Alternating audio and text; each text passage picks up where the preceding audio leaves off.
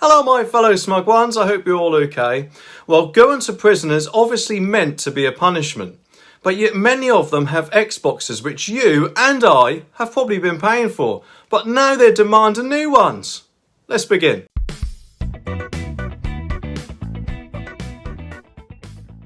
Okay, this story is from the Daily Star and it says, Lags gripe over Xbox. Lags have moaned to prison bosses after suppliers failed to deliver new Xbox consoles. Now, I don't know about you, but if I did something naughty when I was younger, then my mum used to ban me from my gaming console. And back then it was the good old N64. And you know, I used to love playing GoldenEye on it. But I doubt very much that she would have then bought me a new one. Now, I know these are not the same things, but I just can't understand how letting prisoners who have obviously chosen to commit a crime and knowing that going to prison could potentially be the outcome of the crime, having a gaming console can even be justified.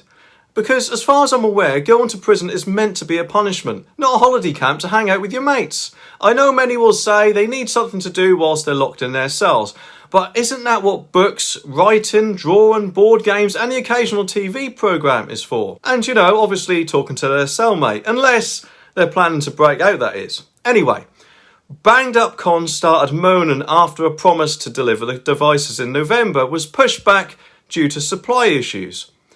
The prisoners claim that their existing Xbox 360s are becoming unreliable and expensive as they are more than 15 years old. Oh, I'm sorry. I'll tell you what, I'll pop down to Game and get you a brand new one. In fact, while I'm at it, shall I go to Curry's on the way back and get you a big flat screen TV to play it on?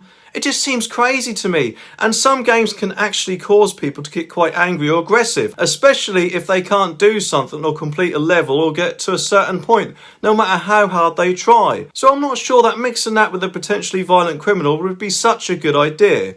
But hopefully, you know, they'll have certain conditions attached before any prisoners can even access the consoles, along with the games they are allowed to play too, because I'm guessing a lot of them will probably want to play GTA 5 otherwise. And for those who don't know, that's basically a game where you can nearly commit any crime you like whilst doing missions to earn money. Although hopefully they'll only be able to play family-friendly games. Although I can't actually see someone like Charles Bronson being happy playing Disneyland Adventures, so that might not actually be the case.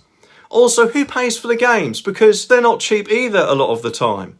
One lag at HMP North Sea Camp Boston, Lincolnshire said, having access to Xbox Ones would be a huge incentive, especially to those with an interest in gaming.